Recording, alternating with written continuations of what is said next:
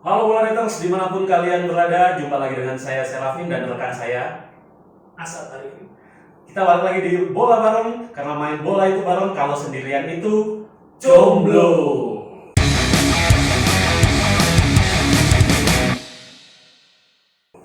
Oke, kembali lagi di edisi Bola Bareng. Kali ini kita mau membahas sesuatu yang lagi panas, yang lagi banyak diomongin dan lagi banyak jadi atensi di masyarakat Indonesia tentunya ya, yaitu Timnas Indonesia.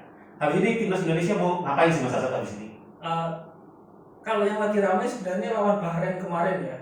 Tapi yang akan lebih banyak kita bahas pertandingan lawan Cina di matchday keempat grup C kualifikasi Piala Dunia 2026 zona Asia. Oke. Jadi ini pertandingan keempat ya Bola Neters di kalau kita lihat udah 3 kali bertanding ya timnas Indonesia ini. Yang pertama kemarin lawan Arab Saudi, lalu yang kedua lawan Australia, dan yang ketiga yang baru-baru ini yang lagi panas-panasnya yaitu melawan Bahrain.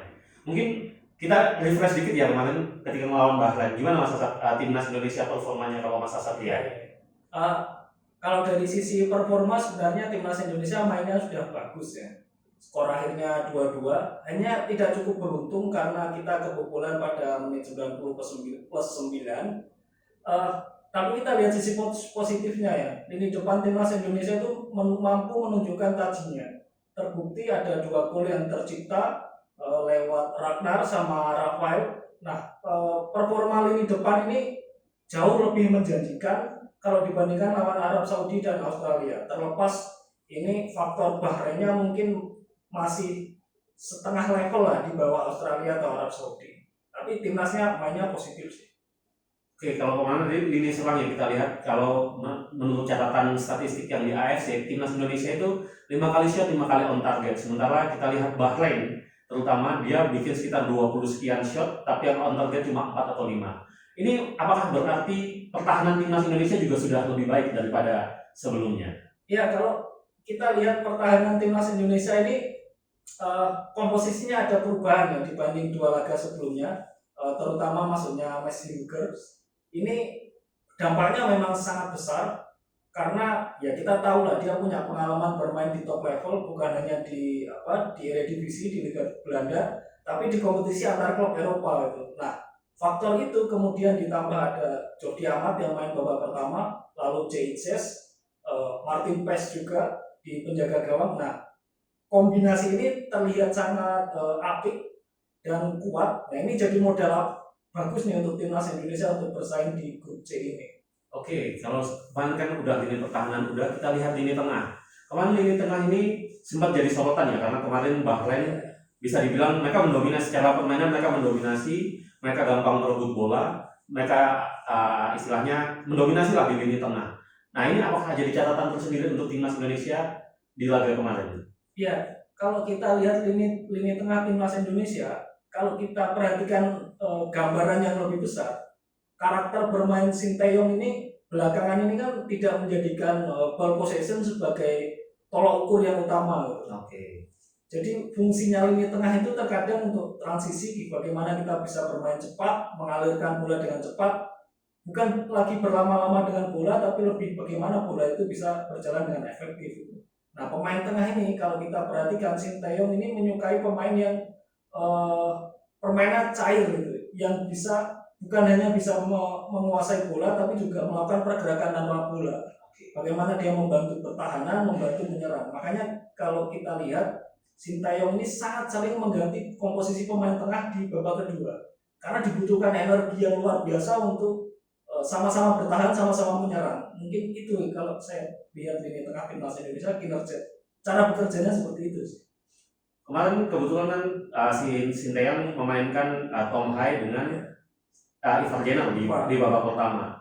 Kalau Mas Asa sendiri lihat dari Ivar sama Tom sendiri kemarin gimana? Apakah sudah sesuai dalam tanda petik, udah sesuai dengan kebutuhan timnas Indonesia, atau mungkin nanti perlu diotak-atik lagi nih untuk melawan Cina untuk berikutnya ini?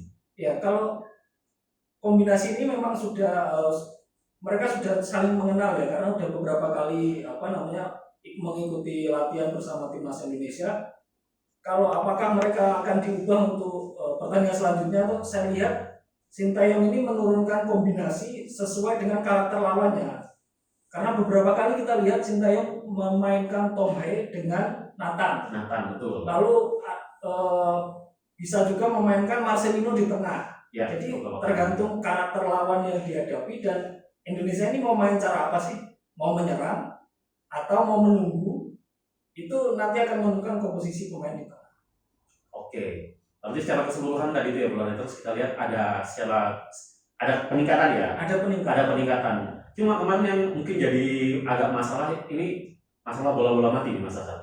Kemarin kan kebobolan ya, dari set piece, terus 2 set piece, dan yang terakhir kan istilahnya bukan kecolongan ya, kayak hilang fokus di akhir laga. Nah ini apakah ada mungkin Mas Hasan punya dalam tanda petik evaluasi kekurangan apa yang mungkin harus diperbaiki dari lawan Bahrain kemarin? Kalau kekurangan ya memang situasi bola mati ini perlu diasah lebih lanjut ya, karena gini, sebenarnya secara postur pemain-pemain timnas Indonesia itu tidak kalah dibanding Bahrain. Dalam artian postur ini kan menentukan kalau bola mati itu untuk siapa yang menjaga siapa, kemudian siapa yang bagian memblok bola, lalu siapa yang bagian menjaga lawan, siapa yang bagian duel.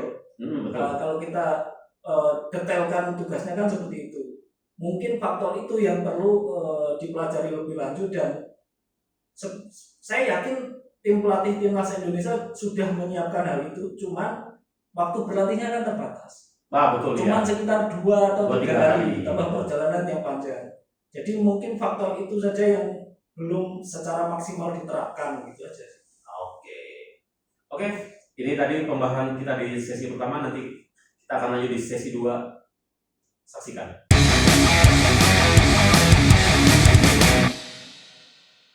Oke Bola Neters, sekarang kita lanjut di bahasan kedua, yaitu persiapan timnas Indonesia untuk menghadapi timnas Cina.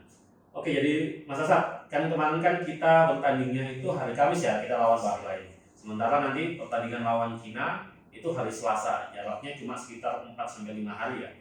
Gimana sih kabar terbaru dari timnas Indonesia jelang lawan Cina ini? Ya, di awal banyak yang mengira dengan pertandingan ini dimainkan di Qingdao itu akan merugikan timnas Indonesia. Oh ya, mungkin Bola Neters belum tahu ya. Jadi untuk di matchday kali ini, Cina ini dalam tanda petik agak nakal nih. Kan seharusnya kan kalau di pertandingan ini kan mainnya di ibu kota atau di kota besar. Nah, PSSI-nya Cina nih, ini kalau sebagai informasi mereka pilihnya stadionnya yang jauh di Qingdao ya. Iya.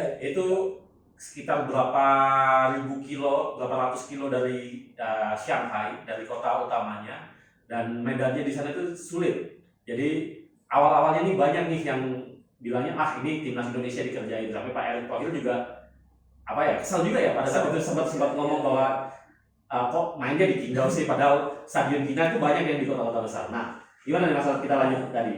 Ternyata setelah jadi setelah timnas Indonesia lawan Bahrain itu kan malam waktu setempat. Ya betul. Nah dini harinya itu Indonesia langsung berangkat ke Cina, ke Qingdao, pakai pesawat yang disewa khusus dari Indonesia.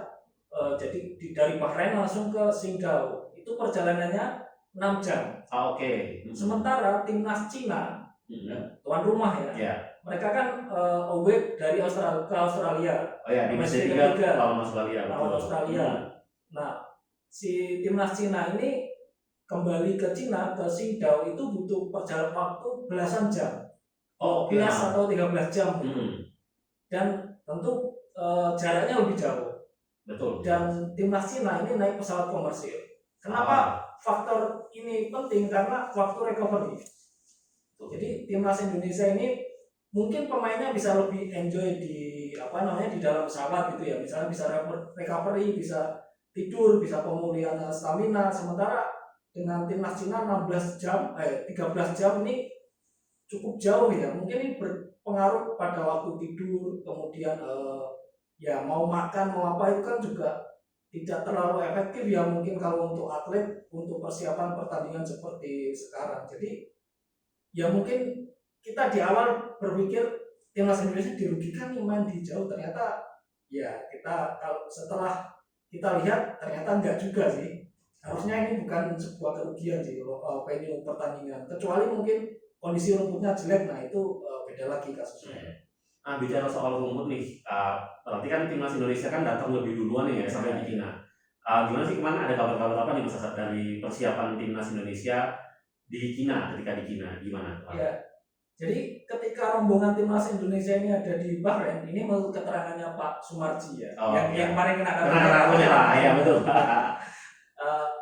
Pak manajer ini sudah mengutus timnya untuk datang duluan ke Qingdao untuk melihat kondisi stadion seperti apa, cuaca seperti apa, lalu tempat latihan yang bukan pertandingan itu kan latihannya kadang nggak di stadion. Betul. Nah itu kondisinya seperti apa gitu. Nah kalau kita lihat dari video-video yang beredar juga sebenarnya kondisi lapangannya itu ya nggak terlalu jelek lah. Yang namanya pertandingan internasional kan pasti ada standarnya. Betul. Cuman yang mungkin diperhatikan itu cuaca. Cuacanya itu kan antara 16 sampai 18 derajat.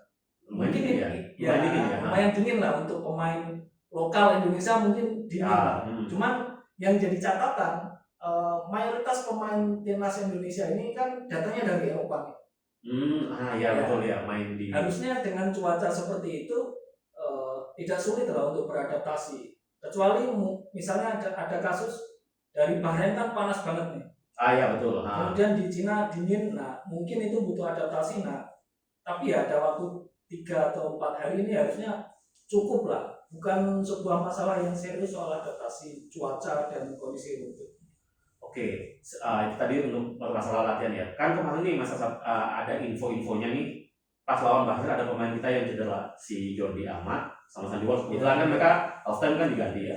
Nah ini ada kabar terbaru nggak sih mereka nanti besok bisa main atau enggak? Terus mungkin ada lagi yang cedera. Ada info-info apa nih yang baru dari squad kita? Ya kalau update apakah mereka bisa bermain atau tidak masih belum ya. Dalam artian gini, Sintayong menyebutnya cedera mereka itu ringan.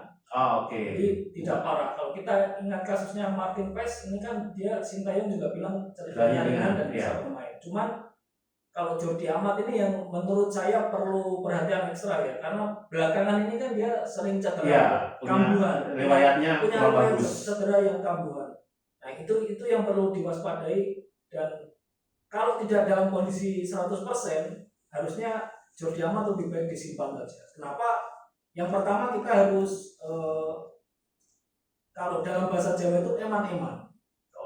Jadi kita sayang Jordi Amat untuk pertandingan selanjutnya itu. Karena November kan kita main lawan Jepang kan. Ya, lawan raja terakhir. Ya, lawan raja terakhir kita.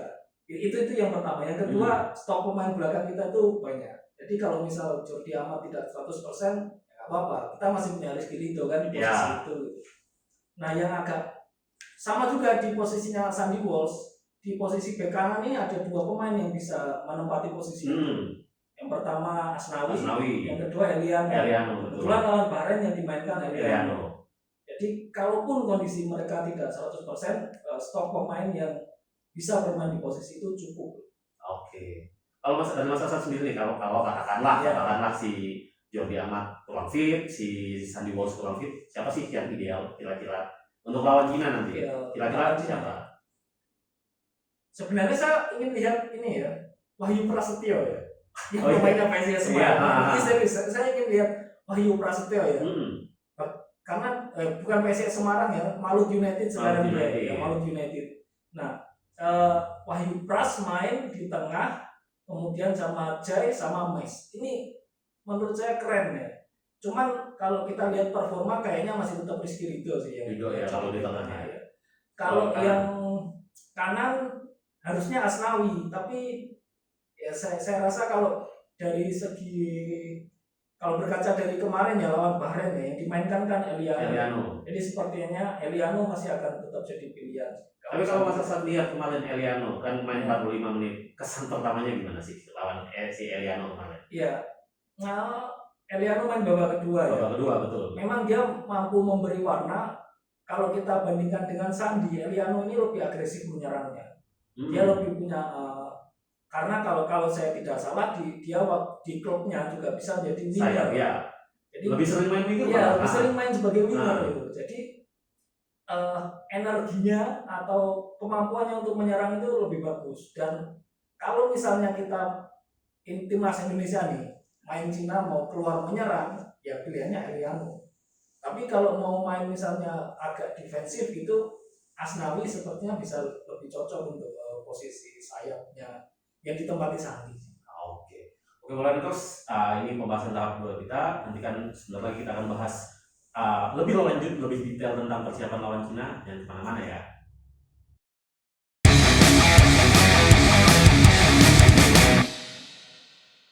Oke, mulai terus balik lagi di bola bareng. Sekarang kita akan masuk ke pembahasan yang lebih spesifik dengan Sasat Ya. untuk melawan Cina. Jadi bola terus sebelum ketika undian babak ketiga ini dimulai, kan banyak yang bilang bahwa Indonesia ini dalam tanda petik pupuk bawang ya, tim paling lemah. Tapi setelah kita lihat setelah 3 pertandingan yang berjalan, timnas Indonesia ternyata tidak yang paling bawah. Malah Cina yang istilahnya salah satu tim terbaik di Asia, malah sekarang jadi juru kunci. Itu ada apa sih Mas saat ini kita lihat? Ya, Cina kalau dibilang tim terbaik di Asia, rasanya saya kurang sepakat. Kurang sepakat ya. Karena Cina baru sekali ke Piala Dunia tahun 2002. Nah, udah lama juga. Kalau liganya bagus, mungkin iya sempat bagus waktu itulah. Iya, pemain MU yang ini loh. Marwan Fellaini, terus ada Oscar juga. Oscar Ramirez. Iya, zaman-zaman jaya-jayanya ya. Cuman kalau timnasnya belakangan memang performanya menurun dan kalau kita kaitkan dengan kualifikasi Piala Dunia ini 4 pertandingan terakhir mereka selalu kalah, termasuk di yang round 2. Oh, kalah juga ya. Dan mereka lolosnya sebenarnya juga enggak yang istimewa banget gitu. Mereka unggul duet aja lawan Thailand, jadi lolos ke round ketiga ini. Jadi apa namanya ya? Kalau kita bandingkan dengan timnas Indonesia, walaupun mungkin ranking FIFA Indonesia ini di bawahnya Cina, saya pikir itu nggak relevan lagi ya, karena di atas kertas kualitas Indonesia ini cukup kompetitif lah kalau untuk bertanding lawan Cina untuk yang sekarang ya, gitu sih. Oke. Cina di round 3 ini 3 laga 3 kekalahan. Ya. Ini apa yang bisa kita lihat dari timnas Cina untuk di laga ini? Maksudnya apa kekuatan mereka atau mungkin apa yang harus diwaspadai dari mereka, gaya bermain mungkin yang bisa kita pelajari lah dari timnas Cina. Kalau kita lihat pertandingan lawan Australia, yang menonjol dari timnas Cina ini permainan mereka ini sangat direct play ya. Dalam artian gini, kadang mereka tidak segan untuk melempar bola dari pemain belakang nih ya. Kalau mereka berhasil merebut bola langsung dilempar ke depan. Long ball. Main mereka seperti itu, dan itu cukup efektif di babak pertama. Terbukti mereka mampu cetak duluan. Skemanya kan seperti itu. Iya, betul. Langsung ke depan, lalu ada satu pemain yang menang duel, kemudian dibawa masuk. Nah, itu yang pertama yang harus diwaspadai. Yang kedua adalah permainan set piece Cina. Nah, kebetulan timnas Indonesia ini kebobolan dari set piece yang kemarin lawan Bahrain. Cina kalau kita perhatikan lawan Australia sama Arab Saudi, di corner mereka itu banyak menumpuk pemain di kotak kecilnya. Kotak kecil yang kotak penalti. Kalau timnas Indonesia tidak memperhatikan detail-detail itu, mungkin kejadian lawan Bahrain bisa terulang. Jadi yang menonjol dari Cina 2 hal itu sih. Kalau secara kualitas individu sebenarnya ya timnas Indonesia masih bisa bersaing. Oke. Kalau itu tadi kekuatan, kalau kelemahannya nih kalau Cina apa? Kalau dari Mas Asadia dari 3 pertandingan kan kalah nih, pasti kan ada something yang mungkin bisa kita exploit lah. Apa sih yang Mas Asad lihat Cina ini kelemahannya yang mungkin bisa kita mainkan lah? Yang pertama faktor usia ya. Usia, oke. Faktor usia ya. Gini, Cina ini kecenderungannya di babak kedua itu menurun performanya. Karena mayoritas dari starting level mereka usianya itu di atas 30 tahun. 30 tahun atau lebih gitu. Tua banget ya berarti ya? Iya, lumayan. Berbeda dengan timnas Indonesia. Ya, masih 20. Yang paling tua adalah Jordi Amat 32. Betul. Setelah itu Ricky Kambuaya dan kawan-kawan yang masih 28. 28, 29. Kalau misalnya timnas Indonesia main dengan pressing tinggi misalnya, lalu ngajak dengan tempo cepat gitu, di babak kedua timnas Indonesia bisa memanfaatkan kelemahan Cina penurunan stamina. Apalagi waktu recovery ya Ya, betul, dari apalagi tadi. ya, betul. Faktor itu juga bisa menentukan gitu. Itu kalau dari segi fisik ya. Kemudian dari segi taktikal, Cina memang punya eksekusi bola mati yang bagus untuk menyerang. Dalam bertahan mereka ini agak kacau. Bertahan set piece atau bertahan set piece? Oh, oke. Saat lawan Australia, mereka kebobolan 1 gol set piece. Dan mereka juga susah untuk antisipasi bola-bola crossing lawan Australia. Karena yang pertama Australia kan punya nomor 23 tuh Craig Goldwyn yang main lawan Indonesia, dia juga mainnya bagus banget ya. Set piece-nya juga bagus. Nah, si Craig Goldwyn ini banyak melempar umpan-umpan crossing yang kemudian mereka sangat membuat Cina itu kewalahan. Nah, gimana di timnas Indonesia kita punya Tom Hei yang untuk eksekusi bola mati.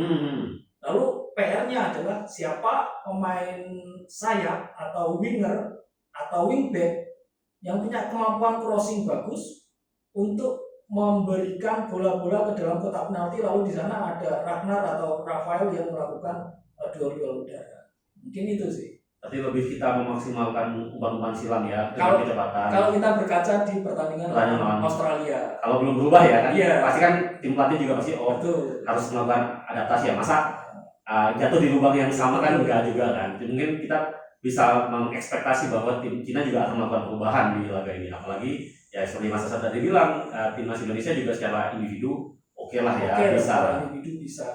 Mungkin ini Mas Asad, siapa sih pemain Cina yang menurut Mas Asad harus diwaspadai oleh pemain-pemain kita? Mungkin penyerangnya kah, backnya kah, gelandangnya, atau siapa mungkin yang sekiranya harus ini nggak boleh lengah nih, nggak boleh meleng melawan dia nih. Kalau pemain depan kemarin memang dia nggak cetak gol ya lawan Australia, tapi si Fernando Conceição ini punya nama lokal ya. Jadi pemain naturalisasinya Cina itu harus dilokalisasi. Punya nama lokal sama kayak Vietnam. Vietnam kemarin juga baru. Iya. Jadi Fernando itu namanya Fernando kalau nama lokalnya. Fernando. Memang kasusnya seperti itu. Dia ini punya kemampuan dribble yang bagus. Kalau kita lihat track recordnya di Liga Cina juga oke lah dia pemain ini. Itu perlu diwaspadai oleh pemain-pemain belakang Indonesia. Apalagi kalau misalnya kita kemudian terlena dengan penguasaan bola, keasikan menyerang, lalu datanglah si long ball-nya Cina itu ada Fernando di sana, nah itu bisa berbahaya. Yang kedua back kirinya, lagi-lagi pemain naturalisasi, namanya Kias Bumi. Dia punya kemampuan long ball yang bagus dan itu sangat menunjang permainan directnya Cina. Berarti dia yang bagian nyuplai ya, salah satu penyuplainya. Oke, itu kalau dari timnas Cina nih. Kalau timnas Indonesia Mas, kira-kira nanti untuk lawan Cina nih, kira-kira pemain kunci kita ini siapa sih Mas nanti untuk lawan Cina? Mungkin Martin Paes atau siapa mungkin yang menurut Mas Asad dalam tanda petik bakal krusial nih kalau mereka harus perform di istilahnya level tertinggi, level terbaik mereka kalau kita mau ngalahin Cina. Sintayong ini kan unik ya. Dia sering membuat starting 11 yang tidak diduga-duga. Betul, sering banget ya. Iya. Kemarin tiba-tiba lawan Bahrain itu mainkan Malik Rizaldi. Iya, debut. Karena lawan Tanzania itu kan bukan laga resmi FIFA ya, jadi tidak dihitung debut resmi. Debut kompetitif. Debut kompetitif gitu. Tiba-tiba kemarin mainkan Malik Rizaldi gitu. Jadi kita nggak bisa nebak siapa sih pemain kunci Indonesia. Cuman kalau berdasarkan performa, saya lihat Ragnar ini sedang bagus-bagusnya.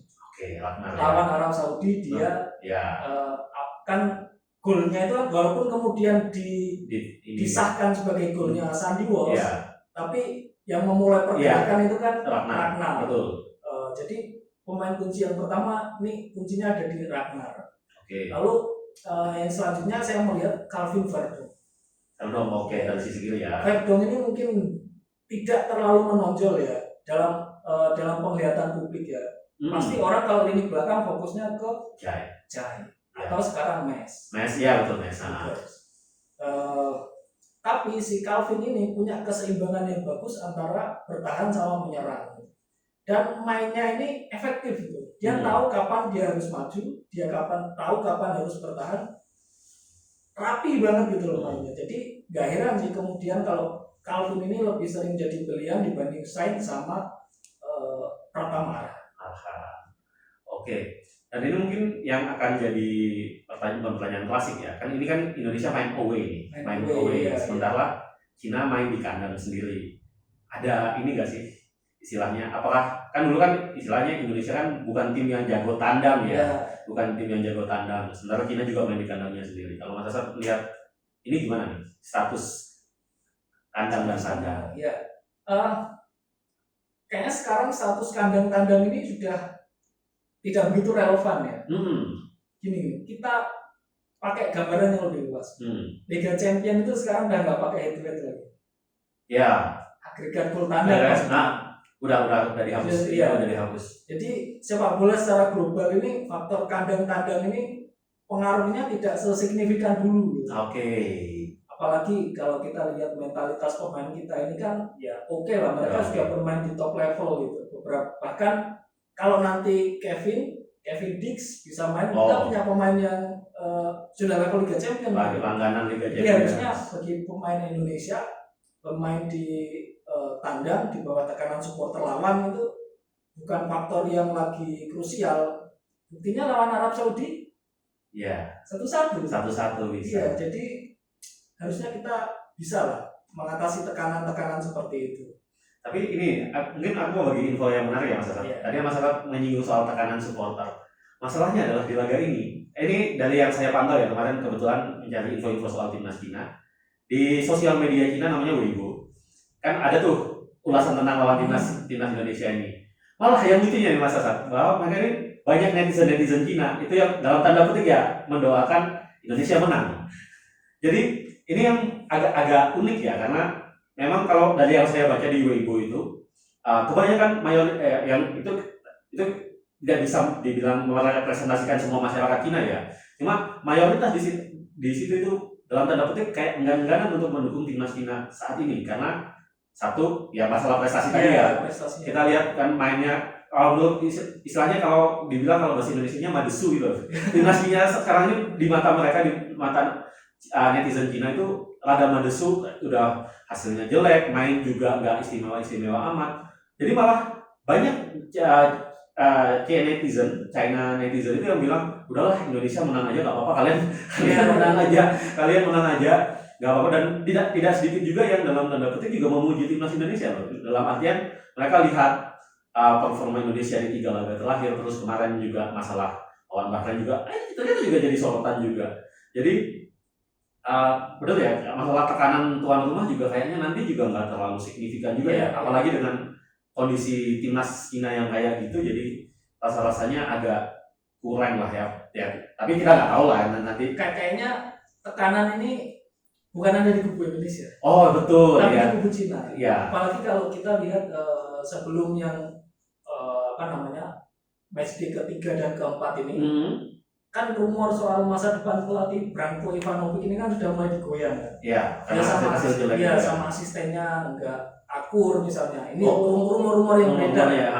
Kemudian pemain udah mulai meragukan kapasitas taktiknya. Dan pemain juga. Iya. Ini Ivanovic gitu. Tapi ada yang terlepas dari itu ada fakta menarik nih. Branko Ivanovic itu pelatih yang dihadapi Sintayong waktu dia debut di timnas Indonesia. Waktu itu Indonesia lawan Oman tahun 2021. Indonesia kalah 1-3. Kalah 1-3 pada saat itu ya. Berarti dari skuad itu masih ada satu pemain yang sekarang jadi pilihan inti. Siapa itu? Rizky Ridho. Oke, Bola Neters, itu tadi pembahasan bola bareng kita minggu ini. Mari kita doakan ya teman-teman, Bola Neters sekalian, timnas Indonesia pecah telur, kita meraih 3 poin yang sangat krusial, karena kalau naik 3 poin ini berpotensi naik ya di klasemen, karena sekarang Indonesia peringkat 5 ya. Peringkat 5, poinnya 3, sama peringkat 2 Australia poinnya 4, cuma selisih 1 poin. Jadi ada kemungkinan untuk naik naik ke agak ke atas. Kita hitung aja Australia kalah lawan Jepang. Iya sih, bisa dibilang gitu sih. Berarti ada kemungkinan lah ya untuk naik ke posisi runner up. Jadi kemenangan di laga ini bakal sangat penting ya Bola Neters. Jadi jangan lupa kita saksikan perjuangan timnas Indonesia untuk menghadapi timnas Cina di babak ketiga kualifikasi Piala Dunia 2026 zona Asia. hari Selasa pukul 19.00 WIB. Kita dukung perjuangan timnas Indonesia dan sampai jumpa.